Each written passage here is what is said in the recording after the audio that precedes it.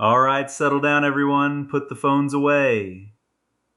Unless you're live tweeting my brilliance, in which case, carry on.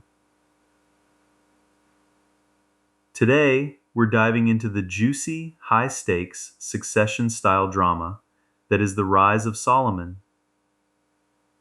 If you thought your family reunions were awkward, wait until you see what was going down in the palace of King David.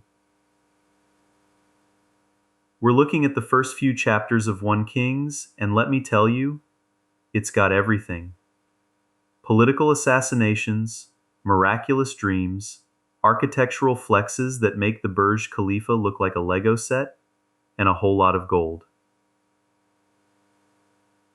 I'm talking Scrooge McDuck swimming in coins, levels of gold. So, let's set the scene. Open your notebooks or your tablets or whatever you're using to pretend you're not on Reddit. We're in 1 Kings chapter 1. David is old. I mean really old. He's can't get warm no matter how many blankets you pile on old. His servants actually find a young woman named Abishag to literally just stand by him and keep him warm. It's a bit weird. I know, don't look at me like that. I didn't write the script, but the text is very clear. David knew her not. It's a clinical way of saying it was purely a human space heater situation. But while David is shivering in the palace, his son Adonijah is outside thinking, hey, Dad's basically a vegetable. It's my time to shine. Adonijah is the classic overconfident older brother. He's got the chariots, the horsemen, the 50 guys running in front of him. It's a total PR campaign. He throws this massive party at the Stone of Zoheleth, which sounds like a great place for a rave, but he intentionally leaves out Nathan the prophet, Benaiah the captain of the guard, and his brother Solomon. Major red flag. This is what we call a soft launch of a coup. Now, here's where it gets weirdly tactical. Nathan the prophet is the MVP of this chapter.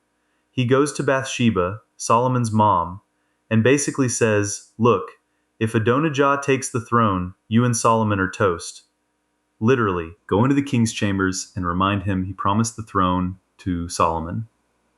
Bathsheba goes in, does her thing, and then Nathan walks in right on cue, totally not rehearsed, wink wink, and asks David why Adonijah is out there acting like the king. David, in a rare moment of old David energy, snaps out of it. He's like, not on my watch. He orders Zadok the priest and Nathan to put Solomon on David's own mule, which is the ancient equivalent of giving him the keys to the presidential limo, and take him to Gihon to anoint him. Stay with me here, because this is the best part. Adonijah and his guests are finishing their dessert when they hear a trumpet blast. Suddenly Jonathan, son of Abiathar the priest, runs in. Adonijah's like, hey, you're a good guy. You must have good news. And Jonathan's like, actually, David just made Solomon king. Also, Solomon is literally sitting on the throne right now. And everyone is cheering so loud the earth is vibrating. You can imagine the silence in that room. It's like when the music stops at a party because the cops showed up. Except the cops are the new administration who might want you dead. Adonijah's guests scatter faster than students when I ask for a volunteer to present. Adonijah himself runs to the altar and grabs the horns of it, which is basically hitting the safe zone in a game of tag. Solomon, showing some early signs of that famous wisdom, says, if he behaves, he's fine. If not, well. Now we move to chapter 2. This is the Godfather chapter. David is on his deathbed, giving Solomon his final charge. He starts off all spiritual: keep the charge of the Lord, walk in his ways, keep the statutes. Classic dad advice. But then he pivots to the business side of things. He tells Solomon, "Hey, remember Joab, the guy who killed those two captains? Yeah, don't let his gray head go down to the grave in peace." Translation: take him out. Then he mentions Shimei, the guy who cursed David years ago. David had promised not to kill him, but he tells Solomon, "You're a wise man, you'll know what to do." It's basically a hit list wrapped in a blessing. After David dies, Solomon starts clearing the board. Adonijah, who clearly hasn't learned his lesson, asks Bathsheba to ask Solomon if he can marry Abishag, the space heater girl. Now, in the ancient Near East, marrying a king's concubine, or even a close servant, was basically a claim to the throne. Solomon sees right through it. He's like, why don't you just ask for the whole kingdom while you're at it? He sends Benaiah to, well, let's just say Adonijah's behaving streak ended there. Then he kicks Abiathar out of the priesthood and finally deals with Joab. Joab also tries the grab the horns of the altar trick, but Solomon tells Benaiah he killed innocent people, the altar doesn't save him. Benaiah does the deed right there. It's brutal, it's efficient, and suddenly the kingdom is established in Solomon's hand. Now, chapter 3 is where things go from crime drama to divine fantasy.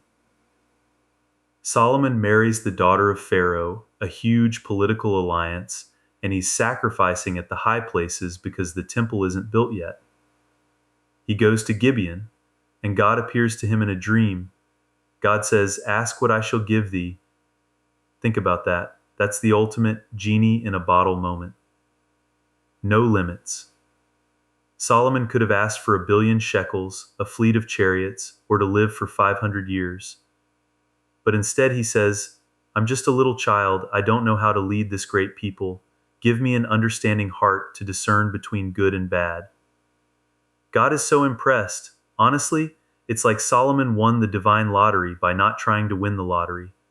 God says, because you didn't ask for long life or riches or the heads of your enemies, I'm going to give you wisdom, and I'm going to throw in the riches and honor for free. It's the original buy one get one free deal, but with cosmic power. And then we get the proof of the pudding, the story of the two mothers. You know this one, but look at the details. 2 women, 1 baby dies in the night. Both claim the living one is theirs. It's a he said, she said situation with zero forensic evidence. No DNA tests in 950 BC, folks. Solomon says, "Fine. Bring me a sword.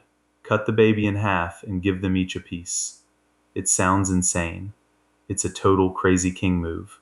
But the real mother screams, "No, give her the baby. Just don't kill it." While the other one is like, "Yeah, half for me, half for her. Sounds fair." Solomon immediately knows who the mom is, because a mother's love is self-sacrificing. The news of this goes viral. Well, the 10th century BC version of viral. And everyone realizes this kid is on a different level. By chapter 4, we see the results. Solomon isn't just a king, he's an administrator extraordinaire. He's got officials for everything. He divides the land into 12 districts, each responsible for feeding the royal court for 1 month a year. And the amounts of food? Listen to this: 30 measures of fine flour and 60 measures of meal per day, plus 10 fat oxen, 20 pasture oxen, 100 sheep, not to mention the harts, roebucks, and fatted fowl. My guy was basically running a 24/7 golden corral for the entire government. The text says Judah and Israel were as numerous as the sand which is by the sea in multitude, and they were eating and drinking and making merry. This is the golden age. Solomon has 40,000 stalls of horses for his chariots. He's the first car guy of history, but with literal horsepower. His wisdom surpassed the wisdom of all the people of the East and all the wisdom of Egypt. He wrote 3,000 proverbs and 1,005 songs. He was a botanist, a zoologist. He talked about trees from the cedar in Lebanon to the hyssop on the wall. He was basically David Attenborough, but with a crown. People came from all the kingdoms of the earth just to hear him talk. I'd like to think they'd come to hear me talk too, but I don't have 40,000 horses, so I'll manage my expectations.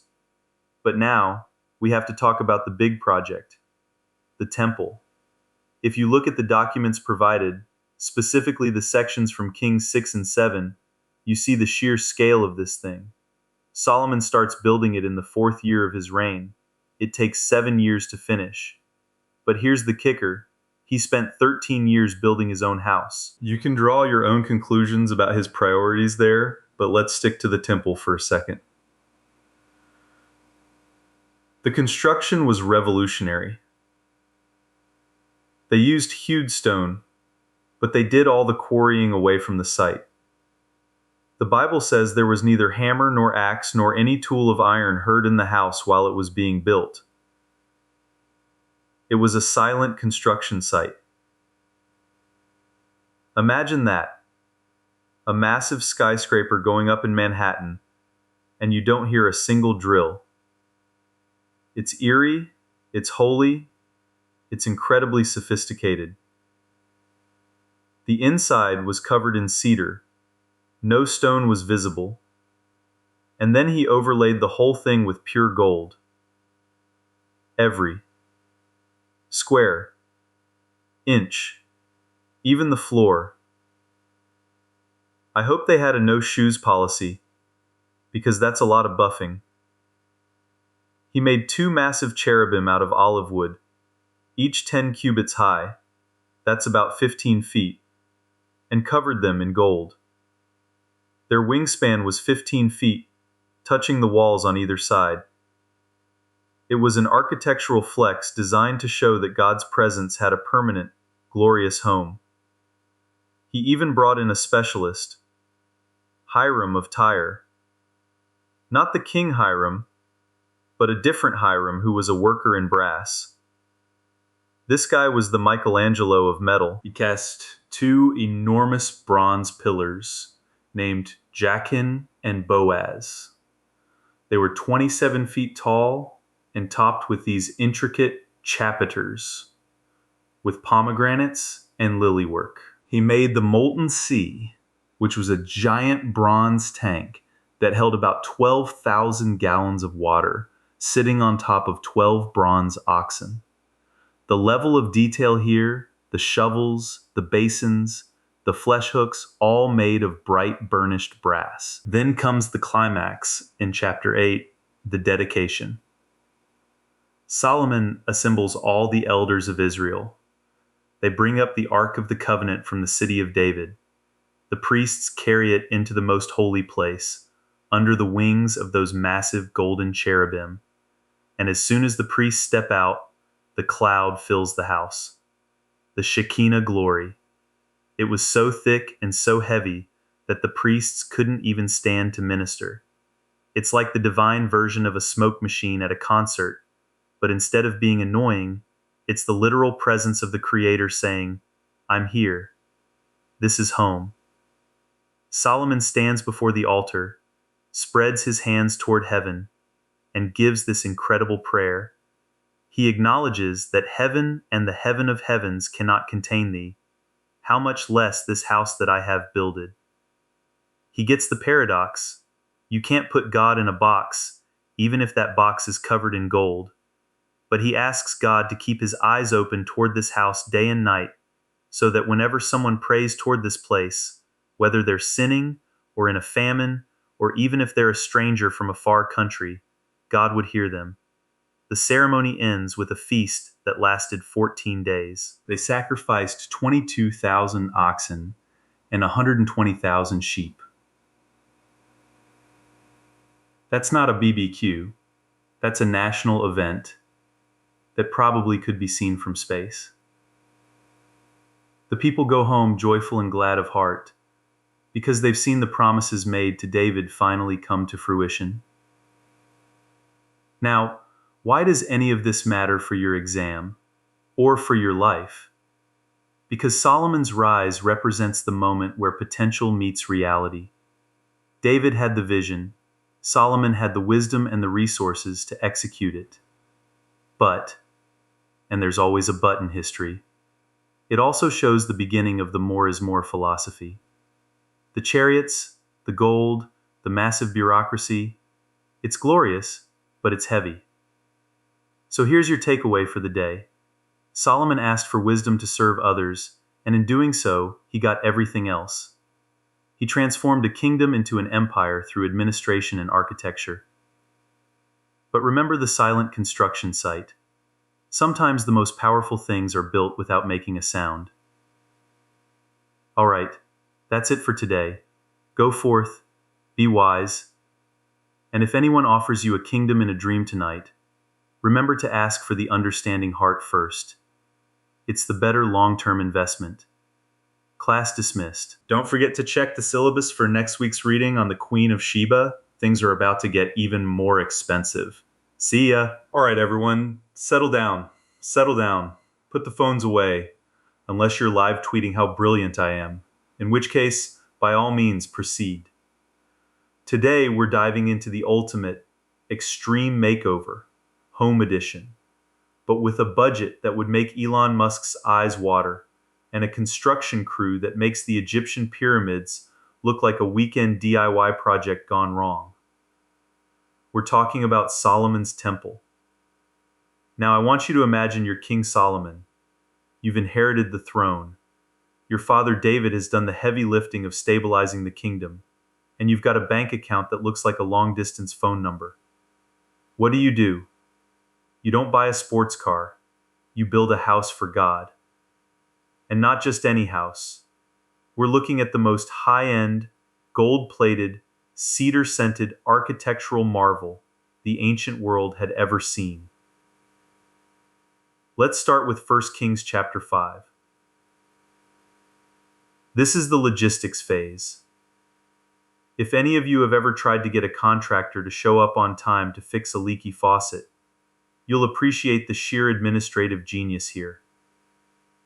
Solomon reaches out to his buddy Hiram, the king of Tyre. Hiram was a big fan of Solomon's dad, David.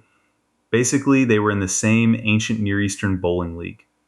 Solomon sends a message, "Hey, my dad wanted to build this temple, but he was busy fighting everyone. Now it's quiet and I want to get to work. Can you hook me up with some cedar from Lebanon?" Hiram's response is basically, "Say no more, fam." He agrees to supply all the cedar and cypress Solomon needs. But, and here's the catch, Solomon has to pay for it in food.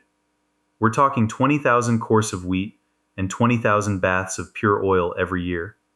That's a lot of sourdough and salad dressing, people. This was the original global trade agreement. But the labor force? That's where it gets wild. Solomon conscripts 30,000 Israelites for the labor force. He sends them to Lebanon in shifts, 10,000 a month, 1 month on, 2 months off. It's like a very intense, very sweaty study abroad program. And it doesn't stop there. He's got 70,000 carriers and 80,000 stonecutters in the hills. That's 150,000 people just moving rocks and cutting trees. Plus, he's got 3,300 foremen just to keep everyone from wandering off to the nearest ancient equivalent of a Starbucks. Here's the part that blows my mind, and yes, this will be on the exam, so wake up in the back row. 1 Kings 6:7 tells us that the stones were fully prepared at the quarry. They were finished before they even arrived at the site. Why?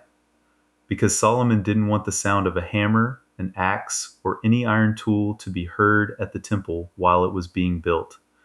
Can you imagine the precision? It's like building a 90-foot Lego set where every piece has to fit perfectly the first time because you aren't allowed to use a mallet. It's the ultimate shush from a librarian king. Now, let's talk specs.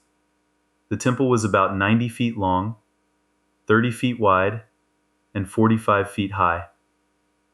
By modern stadium standards, it's not huge, but it's not about the size, it's about the flex.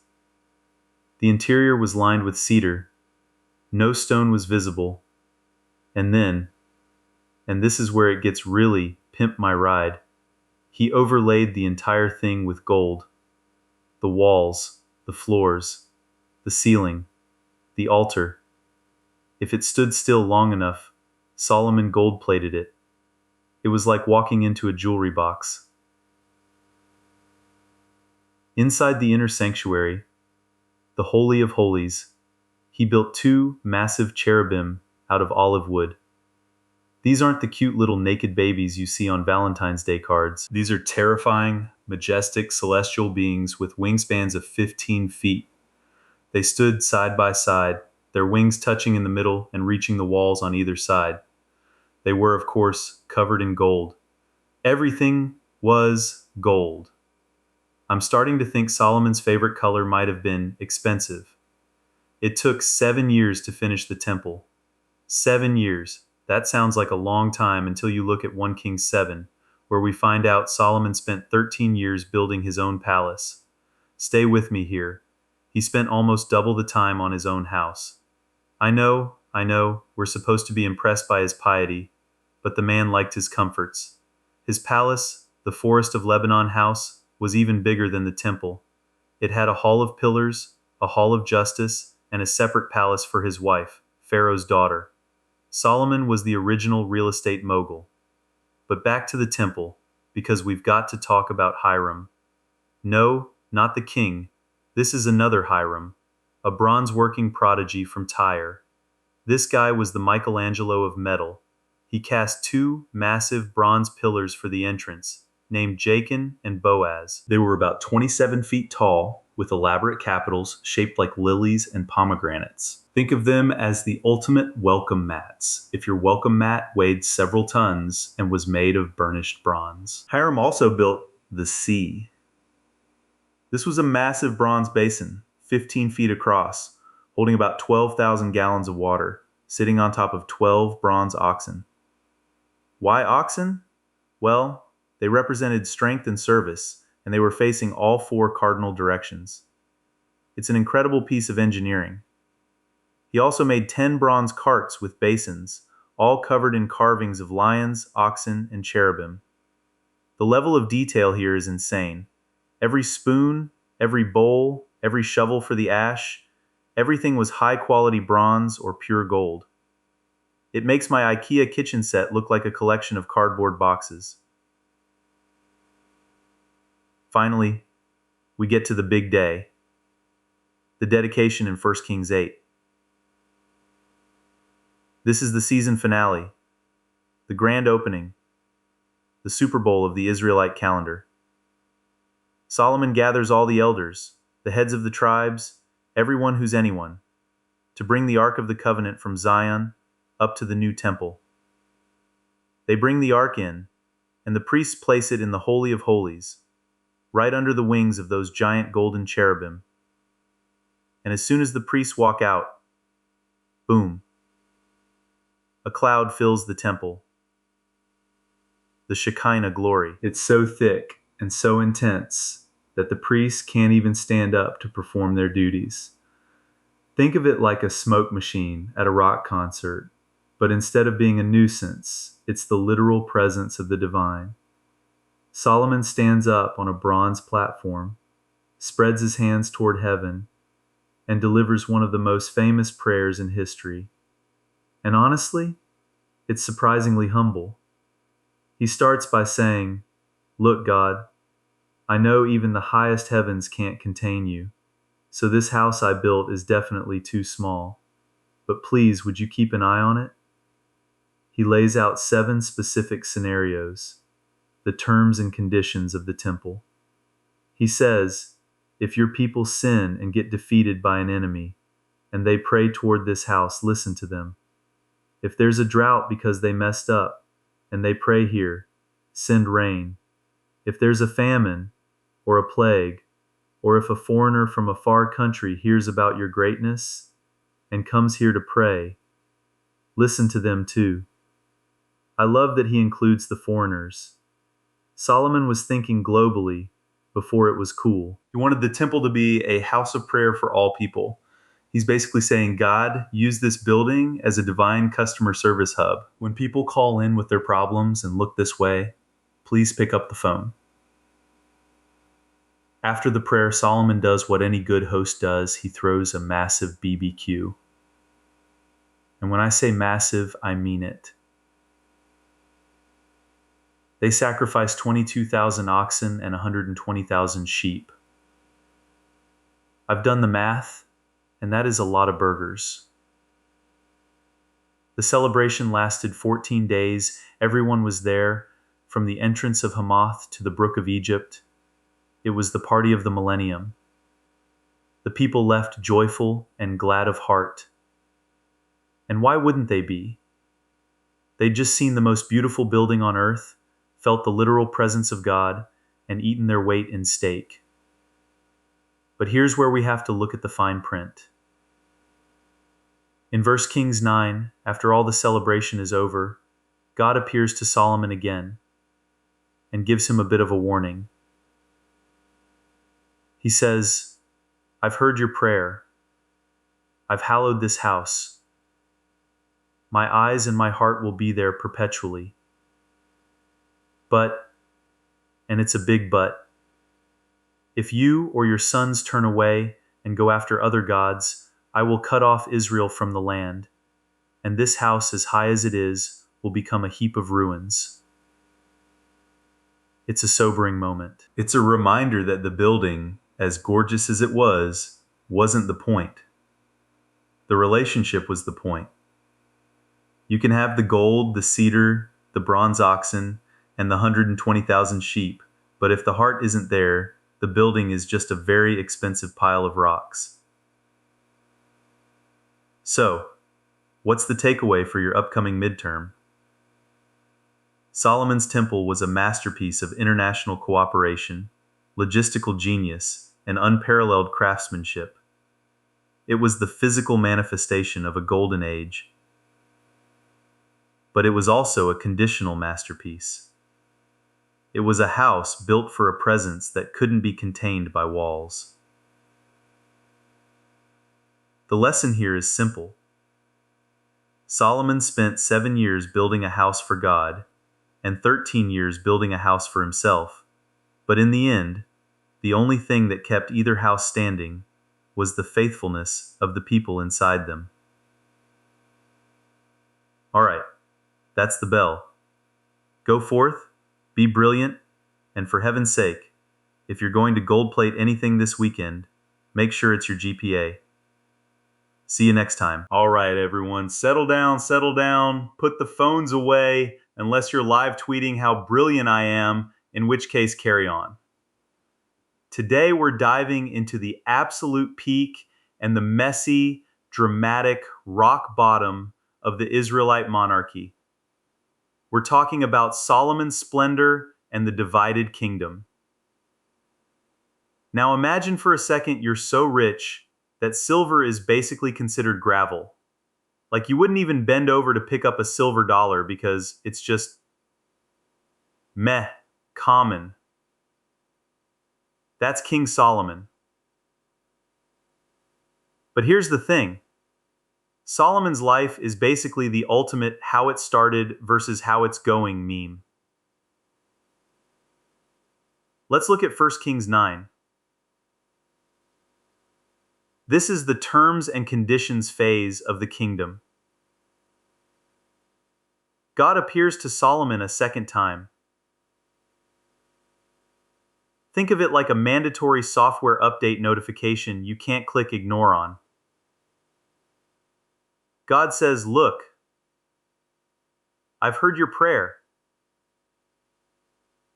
If you walk before me with integrity, your throne is secure. But, and this is a big but, if you or your kids turn away and start chasing after other gods, this beautiful temple you just built, it's going to become a heap of rubble. It's a classic if-then statement. It's like your parents saying you can borrow the Tesla, but if you scratch it, you're back to riding the bus. Solomon's building everything at this point. The Millo, the Wall of Jerusalem, entire cities like Hazor and Megiddo. He's even got a navy. He's trading gold with Hiram of Tyre like it's Pokemon cards. He's the CEO of Israel Inc., and business is booming. Then we hit 1 Kings 10, and it's the peak of the splendor. This is the celebrity influencer visit. The Queen of Sheba hears the rumors and thinks there's no way this guy is that smart or that rich. She shows up with a massive caravan of spices and gold, basically the ancient version of a private jet full of gifts. She asks him every hard question she can think of, and Solomon doesn't even break a sweat. He answers everything. By the time she sees his palace, the food on his table, and even how his waiters are dressed, she's literally breathless. She tells him, "The reports I heard didn't even cover half of it." Solomon was pulling in 666 talents of gold a year. Now I know some of you are thinking, wait, 666? Isn't that? Yeah, the text is definitely dropping a hint there. It's the first sign that maybe, just maybe, this much wealth is becoming a bit of an obsession. He's got ivory thrones overlaid with gold, 200 gold shields just for decoration, and he's importing apes and peacocks. Why? Because when you have everything, you start buying weird stuff. It's the billionaire buying a social media platform phase of history. Everything was gold. Silver? Not a chance. Not in the house of the Forest of Lebanon. But then, we hit the skip intro button on 1 Kings 11, and things get dark. Fast. Solomon has a weakness.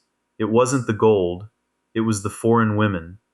Now don't get me wrong, I'm all for romance, but Solomon had 700 wives and 300 concubines. I mean, can you imagine the calendar app for that? It's a logistical nightmare. But the real problem wasn't the number, it was that these women brought their gods with them. Solomon, the guy who built God's temple, starts building shrines for Chemosh and Molech on the hill east of Jerusalem. He's multitasking his worship, and God is not having it. The software update warning from chapter 9? Yeah, it's being ignored. God tells Solomon, "Since you've done this, I'm tearing the kingdom away from you. But, because I loved your father David, I won't do it while you're alive. I'll wait for your son."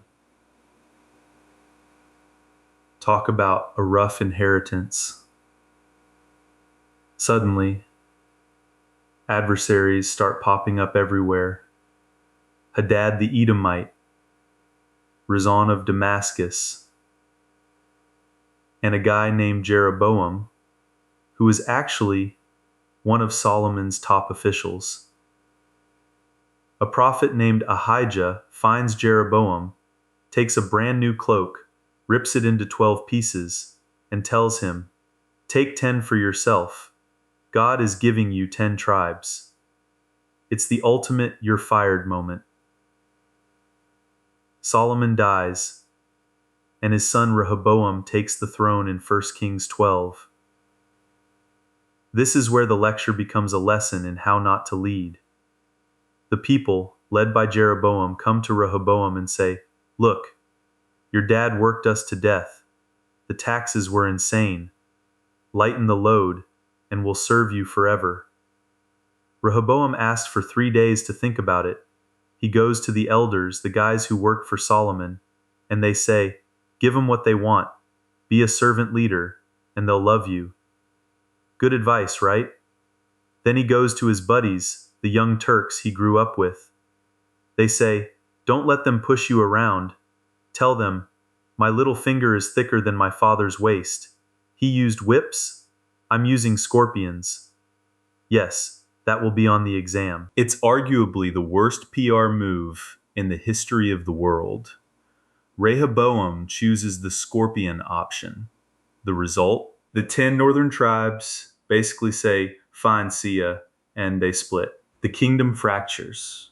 Rehoboam is left with Judah and a little bit of Benjamin in the south, while Jeroboam takes the north and calls it Israel. Now, Jeroboam is in charge of the north, but he's paranoid. He thinks, if my people go down to Jerusalem to worship at the temple, they'll eventually go back to Rehoboam. So he does something incredibly stupid. He builds two golden calves. Sound familiar? Exodus, anyone? And puts one in Dan and one in Bethel. He tells the people, "It's too much trouble to go to Jerusalem. Here are your gods." And just like that, the splendor is gone. The unified nation is broken, and both sides are spiraling into idolatry. If you fast forward a bit through the notebook, and I'm looking at those later chapters like 16 through 22, you see the fallout. You get kings like Omri, who built Samaria, and his son Ahab, who was so bad he made Jeroboam look like a Sunday school teacher. Ahab marries Jezebel. They start worshiping Baal. And suddenly we've got Elijah the prophet calling down fire from heaven and hiding in caves because the government is trying to erase him. It all traces back to those choices made in the halls of power by Solomon and Rehoboam. So, what's the takeaway? What's the punchline for this whole tragic comedy? Success is a lot like a high-end smartphone. It's beautiful and powerful, but if you don't stay connected to the original source, the battery drains a lot faster than you think, and eventually, the whole thing just shuts down. Solomon had the wisdom, the wealth, and the women, but he lost the one thing that actually kept the lights on: his heart. Class dismissed. Don't forget your umbrellas. It looks like there's a 100% chance of divine judgment rain in next week's lecture on Ahab and Elijah.